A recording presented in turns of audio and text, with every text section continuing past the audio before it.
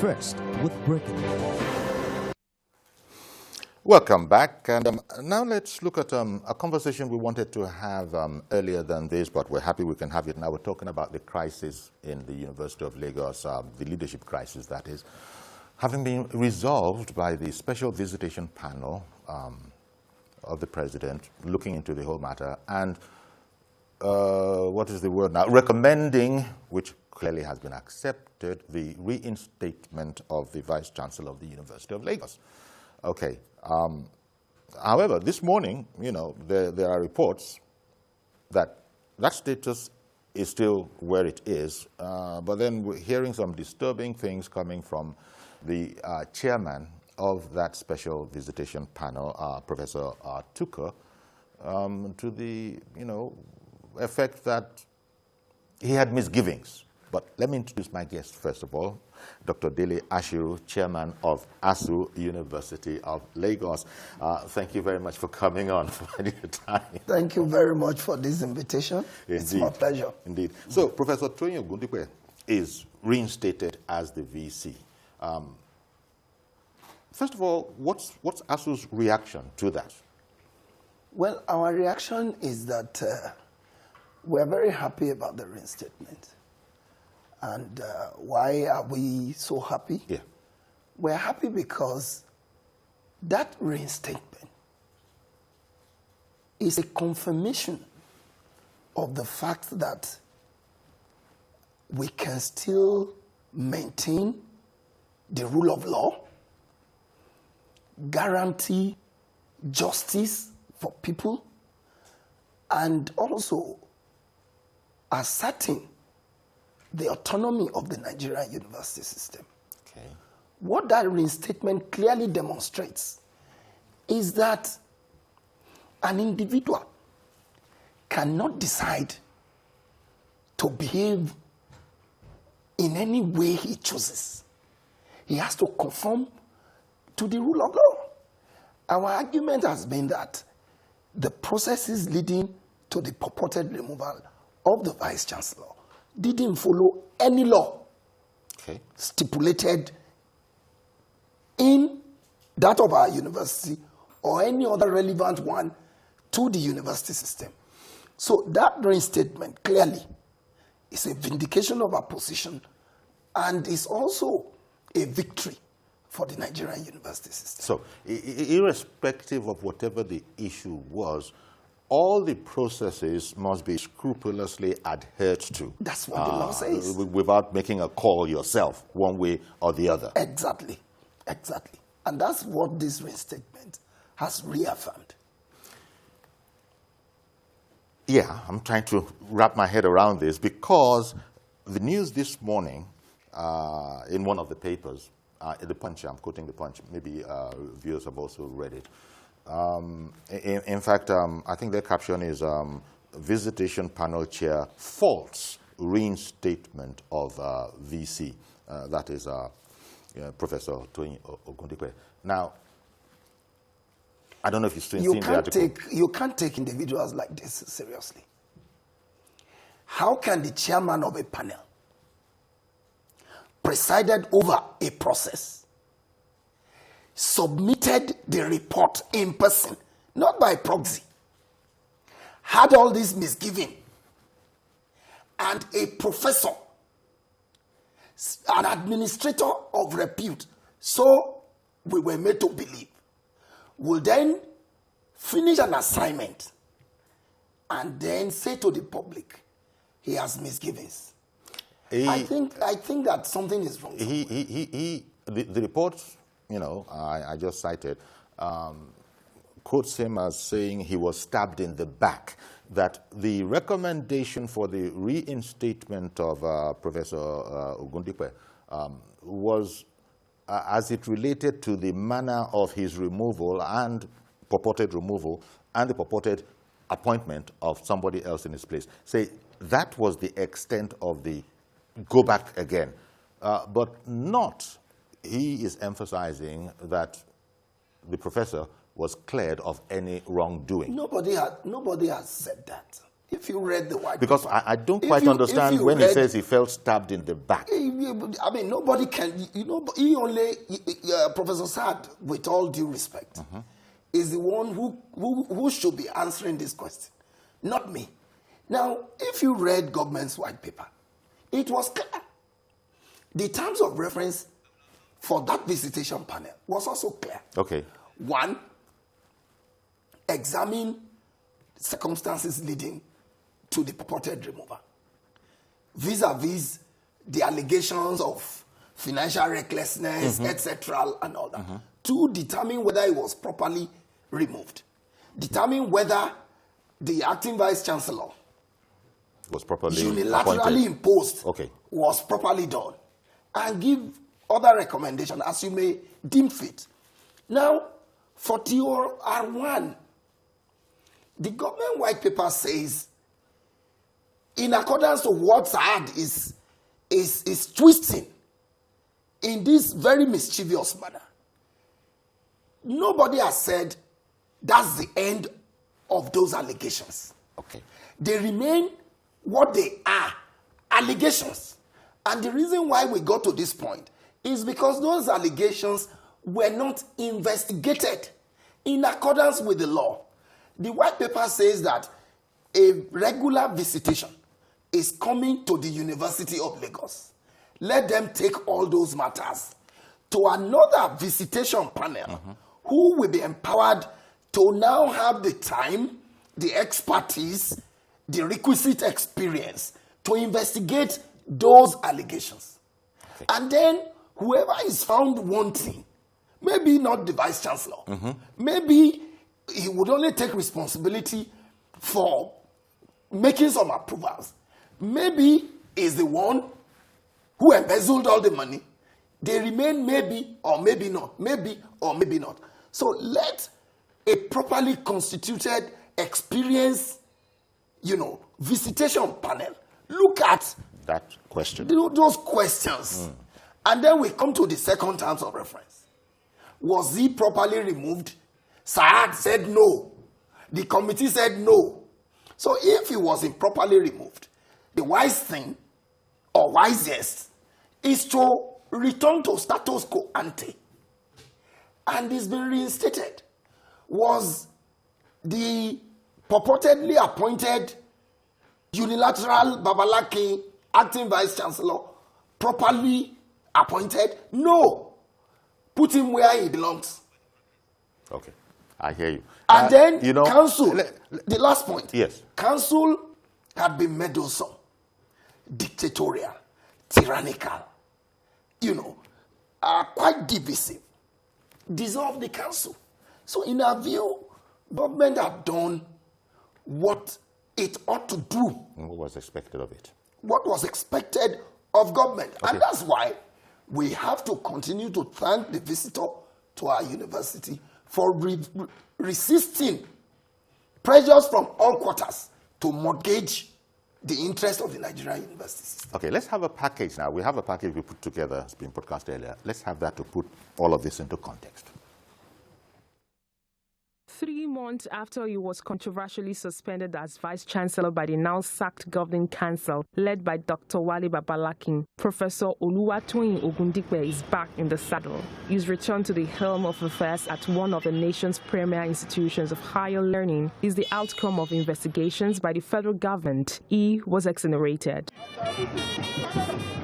To the excited workers who are happy to have their Vice-Chancellor reinstated and union leaders representing the workforce, the advocacy is one calling for unity with the institution's management. Chairman of the UNILAG chapter of the Academic Staff Union of Universities, Dr. Dele Ashuru, spoke about the order by the presidency dissolving the Governing Council. Our union had always maintained that in compliance with the law, only distinguished Nigerians with requisite experience in university administration, in the university system, should be appointed to governing councils of Nigerian universities. With the storm now behind him, Professor Ogundipe is aware of the task ahead of him as he returns to the coveted seat. He immediately outlines his plans for staff and students in an exclusive interview with TVC News.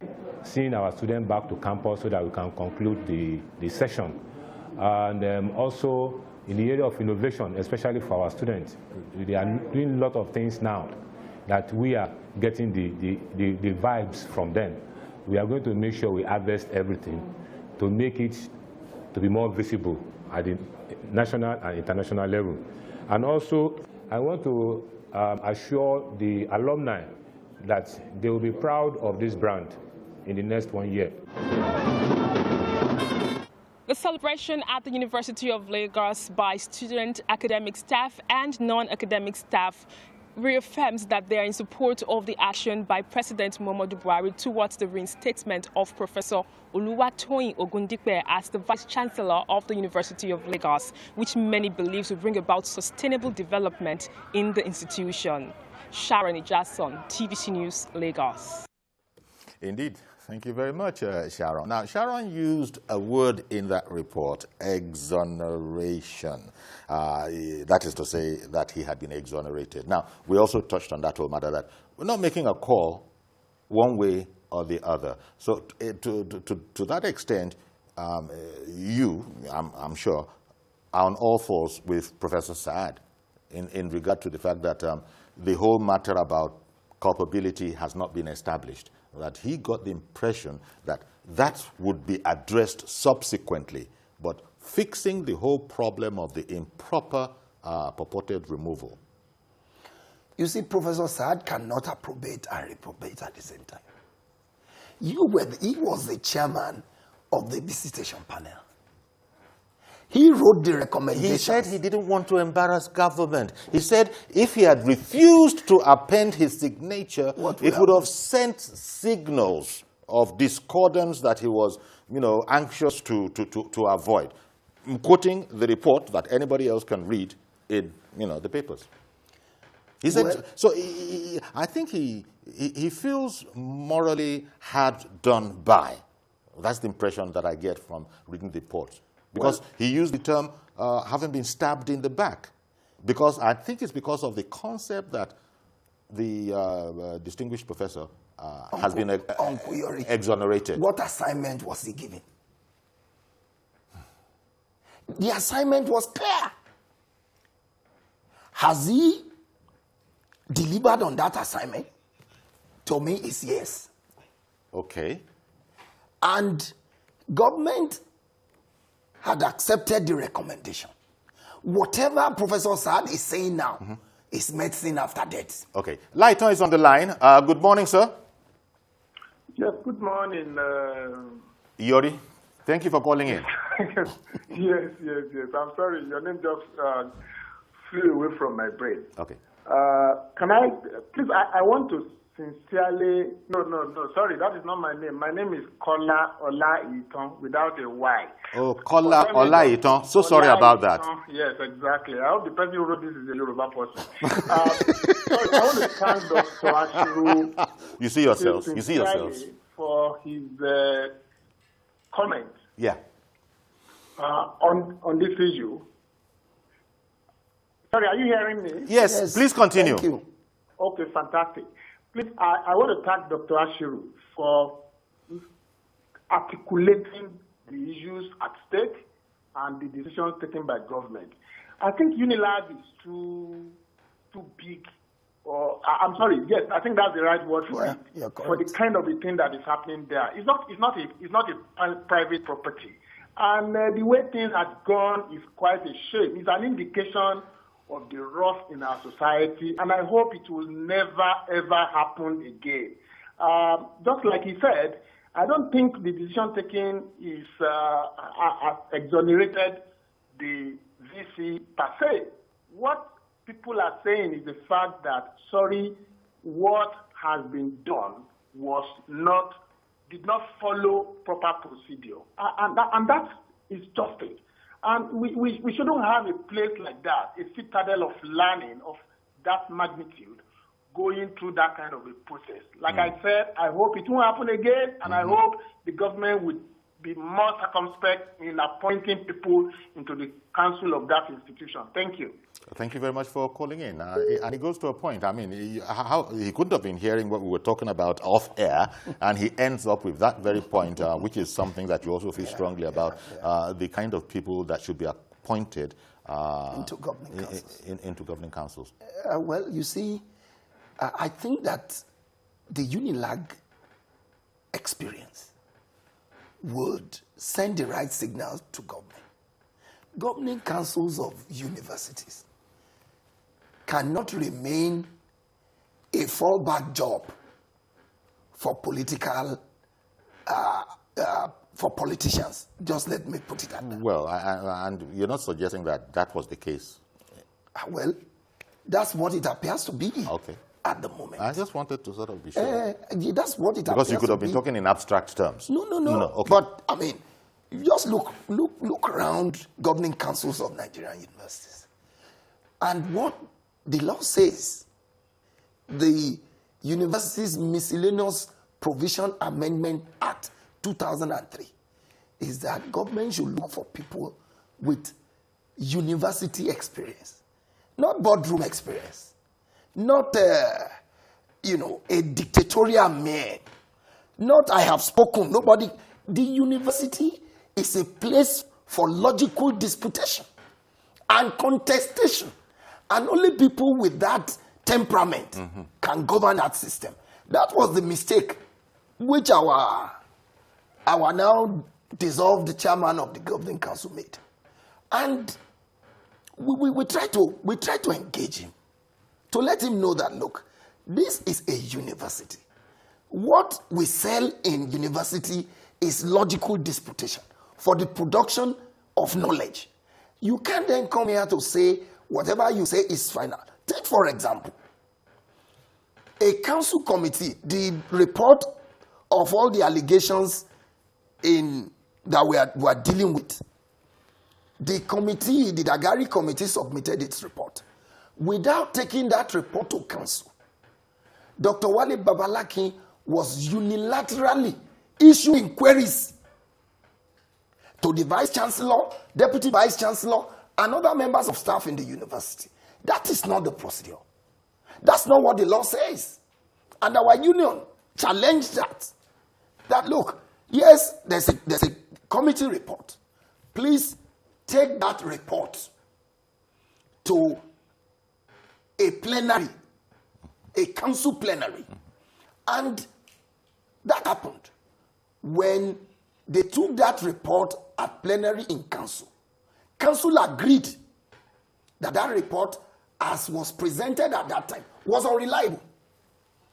It was this same report that you now scooped up at a meeting without any agenda, without any proper procedure, without any investigation, and on the basis of that, you are pronouncing the sack of a professor who is also a vice chancellor in the University of Lagos. I think that we cannot thank the visitor enough for restoring sanity to the University of Lagos, because to have allowed Dr. Babalaki to have his way, it would have meant a death camel for the university system, because a wrong precedent would have been set at the University of Lagos. Hello, good morning, Mr. Joshua. Okay, good morning, sir. How are you? Very well, thank you. Thank you for calling in. Happy weekend, and I greet Dr. Ashuru. Yeah. Thank you, sir. Uncle Yori, I congratulate them for the reinstatement of the VC. Mm-hmm. It's good. From my part, it tells me that this government has understanding of due process, which they have demonstrated in that reinstatement. It also tells me that government and ASUU can resolve matters on grounds of the-table fair deal. Okay. So I am wondering if this matter can be articulated and resolved. Why ASUU and government have not deemed it fit to resolve their strike, to bring students back to the university?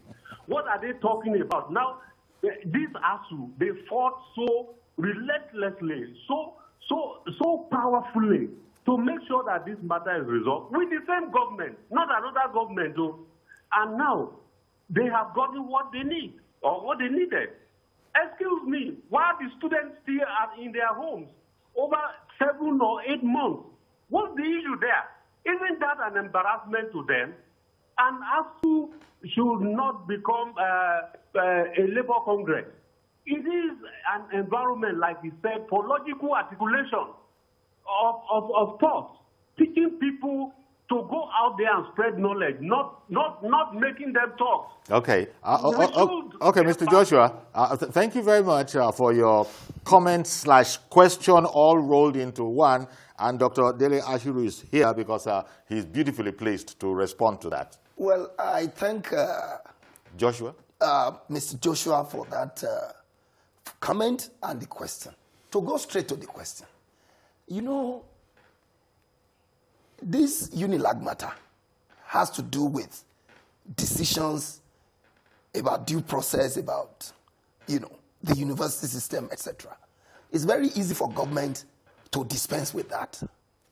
Now, ASUU's demand, for which we are currently on strike, borders on money, funding to make Nigerian universities globally competitive. What do I mean by that? A classroom was built 20 years ago to accommodate only 35 students. Today, that same classroom is accommodating 1,000 students. ASUU is saying that if you take more students into the university, expand the structures so that students can learn in a conducive environment. That's why we are saying, fulfill your promise, which you made in 2013, that you were going to inject 220 billion in 5 years. Between 2013 and today, only Goodluck Jonathan, President Goodluck Jonathan, have released 200 billion. This government, demonstrating good faith, out of 200 billion, says it can only give 20 billion. So there's no agreement. Our union say, okay, considering the global pandemic, considering the, you know, vicissitudes of the international political economy as it relates to the prices of fuel, for which our country remains a dependent, you know, parasitic economy, pay half of what you promised. Government says no. We either take 20%, 20 billion, or we forget it.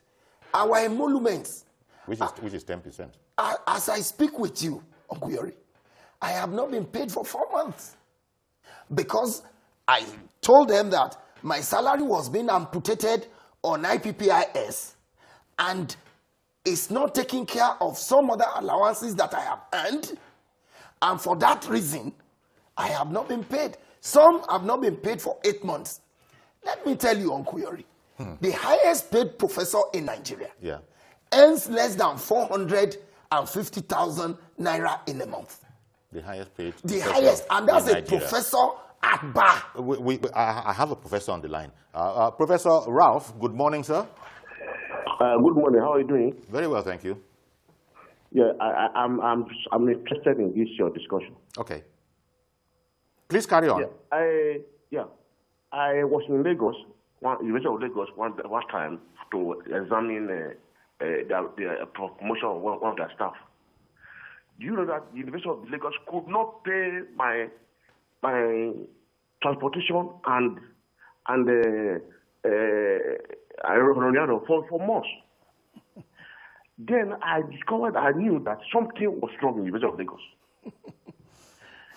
This man, who they call the council chairman, strangulated the VC. Nothing happened to it. Nothing happened. So I want to recommend, I will say, people who want to work in university, in the council, should have gone through university system. Having a PhD does not mean you know what's happening in the university. You can't be a PhD holder. You must know what's happening, how you run the university. Before you can make a chancellor in the university. Okay. The last one I just spoke, last week I just said, that ASUU are on strike. Me, I'm on the opinion, let me start continuing. How can a professor, I'm a professor, I don't earn up to 400,000 a month. I see. But the salary of a senator can pay every professor in this country. What kind of embarrassment are we doing? I don't know. When parents talk, I wonder, what is the problem? What is the problem? What have we done? Okay. You are teaching students in university.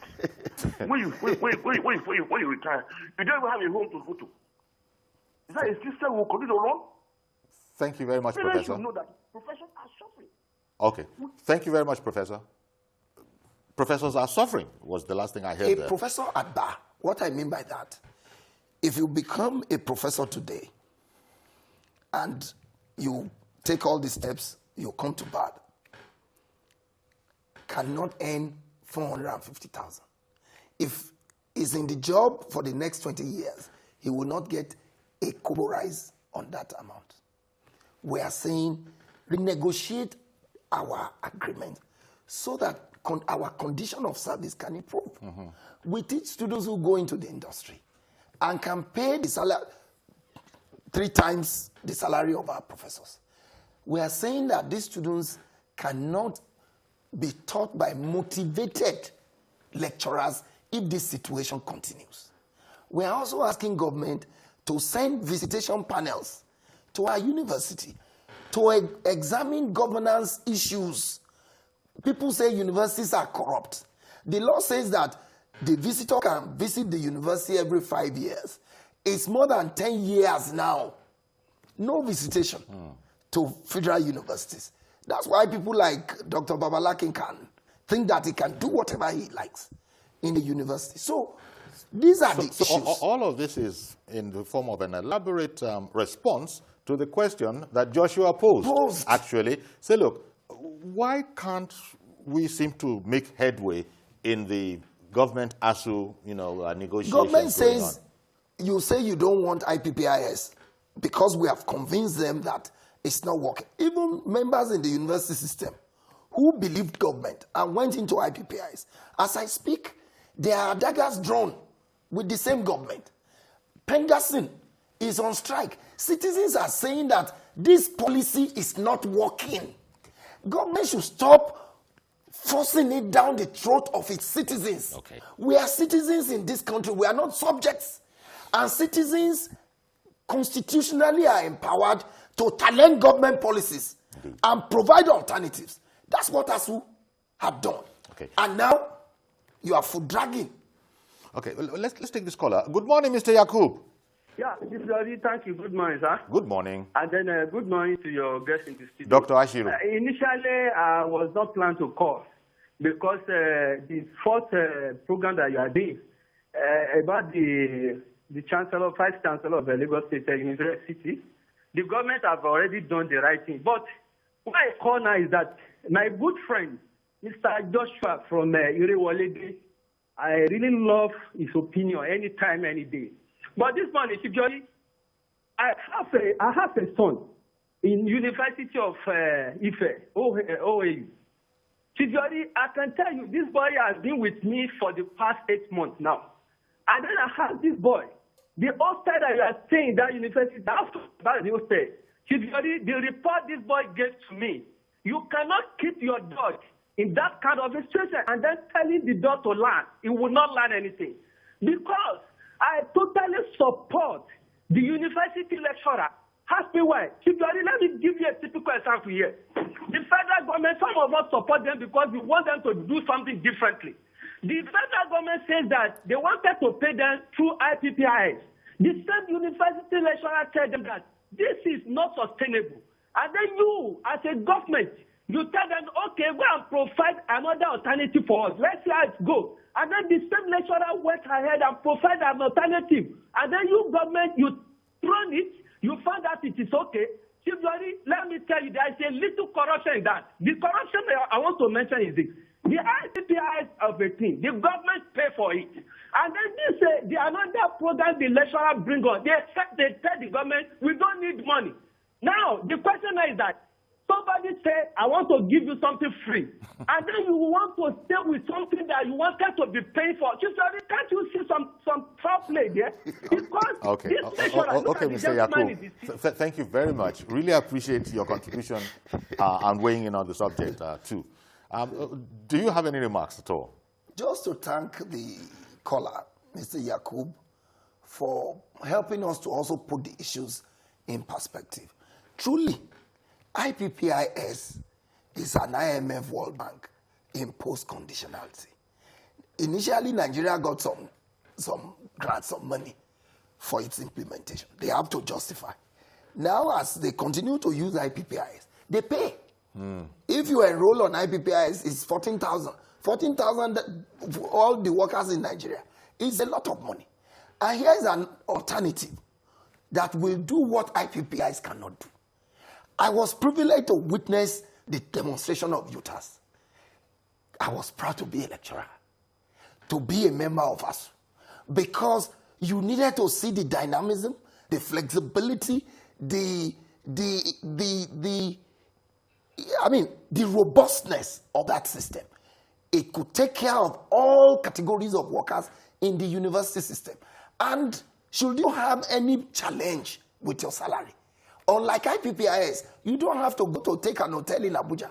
Today, if I have a problem with my salary, I have to take a flight to Abuja, reserve some money from the meager salary that I have to book about 3 nights. Because when you get there, you are not even sure whether they will attend to you that day. And those that would attend to you too, you will do the Nigerian system now. But UTA says that you can stay in Lagos, in Maiduguri, in Jos, anywhere in Nigeria, and resolve your problem on UTAS, if you have any. The technology is like the one that is currently being used in the bank. If you open an account in any bank in Lagos, that it doesn't bank, matter. You can access your account anywhere in the country. So why, if you have a better technology, why insist that it is the one that will bring people from Zungeru, from Yola, from Lagos, that you want to force down people's throats, and you are using hunger as an instrument on your citizens? All right. I think Nigerians should support ASUU in this struggle to save the Nigerian university system. Okay. Thank you very much, Dr. Dele Ashuru, chairman of ASUU University of Lagos. And he started out commenting on the federal government's reinstatement of Professor Ogundipe as the VC, saying that it was the right thing to do, and that's that. He also commented on the head of that special visitation panel's dilemma, shall I say, he commented on that as well. So that's our program today. Thank you very much for staying with us. I would have said tomorrow, but we don't do weekends, so that's going to be Monday.